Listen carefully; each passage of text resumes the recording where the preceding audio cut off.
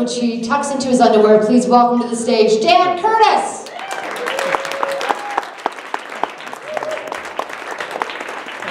Hey everybody. So, porn.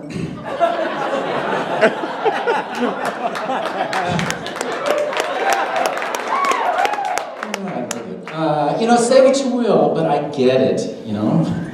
I have it, actually.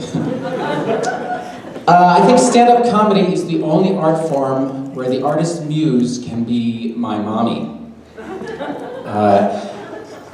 You know that game that 3-year-olds have, where they ask you a million questions until it just drives you crazy? Well, my mother does the same thing to me. Daniel, are you seeing anybody right now? Not really, Mom. Why is that? Well, I haven't found the person. Why are you so picky? Am I picky? Why do you want to hurt us by living like this? I just tell her, Mom, look, it's because I'm rotten inside. None of this is your fault. I mean, it totally is, but...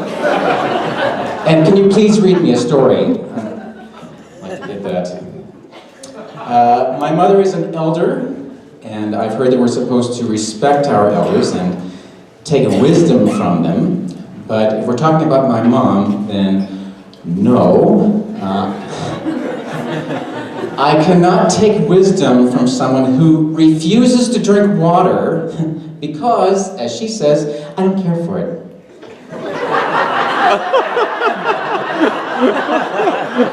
Didn't know that was an option. Well, Daniel, I drink tea and milk and Diet Coke, and I take water with my pills. I guess her doctor knows. My parents consume a tremendous amount of murder-themed media.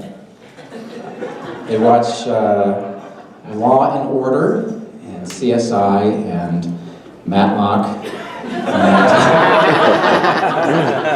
And they also read a lot of murder mystery books. And I do not understand this fascination. I can only conclude that they are trying to choose the way in which they will eventually die.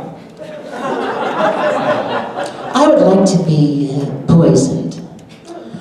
I would like to be thrown off a roof onto a pile of railroad spikes.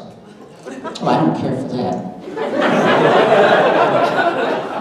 Why don't we just strangle each other? Ralph, that's ridiculous. We can't slowly murder each other. I don't care for that. So death is scary. But I've been reading about reincarnation, and my understanding is that it's kind of like when my mom would send me back to the playground to apologize to the kids I didn't pick for kickball. Daniel, you go right back down there right now and apologize. Yes, you say you're sorry. Oh, stupid. Sorry. But I guess you have to mean it. That's the thing. I'm clearing some clutter in my life. I'm getting rid of things I don't need. I'm donating a box of condoms because, you know, someone should get some use out of these things before they expire. And they should use them properly, too. Like with another person. In a situation where pregnancy is possible. Otherwise, it's just me wearing them around the house.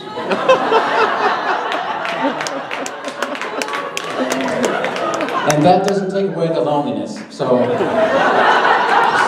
as well.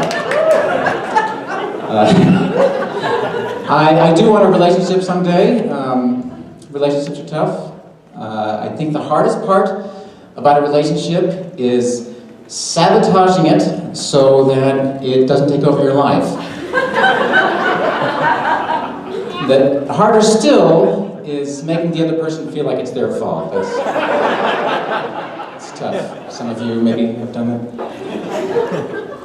I'm actually not that cynical. I do have a fantasy about traveling to an exotic place and meeting the woman of my dreams. But the closest I've come to that so far is having a sailor in Hanoi tell me, I like banging. He's like, man, or man. That was his opening line. And it's, come on, man, sell me on this. We're at sea. Where am I going? Golden opportunity.